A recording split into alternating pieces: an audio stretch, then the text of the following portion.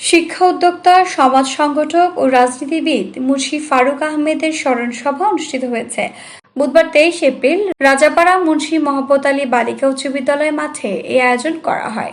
শুরুতে পবিত্র কোরআন থেকে অনুবাদ সহ পাঠ করেন হাফেজ মোহাম্মদ ইকরাম হোসেন। শোক পাঠ করেন নবম শ্রেণীর ছাত্রী মনিকা আক্তার।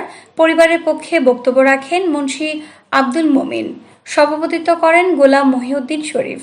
স্মৃতিচারণ করেন সমাজকর্মী উমর ফারুক চৌধুরী সুমন, বিদ্যালয়ের সাবেক সভাপতি ইসমাইল হোসেন ধনু, সমাজকর্মী রাজনীতিবিদ আকবর হোসেন, মিজানুর রহমান মাস্টার, নোয়াপাড়া গ্রামের বাসিন্দা হারুনুর রশিদ, নেওড়া সৈয়দপুর রাজ্জাকিয়া ইসলামিয়া দাখিল মাদ্রাসার সুপার মাওলানা আলমগীর হোসেন, অধ্যাপক খলিলুর রহমান, কাজী আওলাদ হোসেন, কুমিল্লা সিটি কর্পোরেশনের 19 নং ওয়ার্ডের সাবেক কাউন্সিলর রেজাউল করিম, 20 নং ওয়ার্ডের সাবেক কাউন্সিলর ও প্যানেল মেয়র মোহাম্মদ হারুনুর রশিদ। অতিথি ছিলেন জেলা পরিষদের প্রধান নির্বাহী কর্মকর্তা মোহাম্মদ নজরুল ইসলাম, আসম রবের স্ত্রী তানিয়া রব।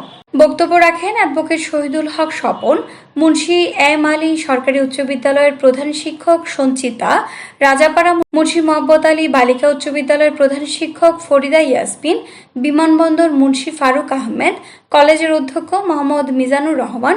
শৈশব ও কর্মজীবন নিয়ে কথা বলেন মুন্সী পাবেল আহমেদ, মুন্সী জামাল হোসেন, মাহফুজা মতিন। ধন্যবাদ জ্ঞাপন করেন রাজাপাড়া বাসিন্দা সমাজকর্মী আলমগীর রহমান। আলোচনায় বক্তারা বলেন, ভালো কর্মেই মানুষ বেঁচে থাকবে। এই কথাটি বলতেন মুন্সী ফারুক আহমেদ। তিনি স্কুল কলেজ সহ 7টি শিক্ষা প্রতিষ্ঠান প্রতিষ্ঠা করেন। তার কর্মের মধ্যেই তিনি বেঁচে থাকবেন। তিনি রাজাপাড়াকে ভালোবাসতেন।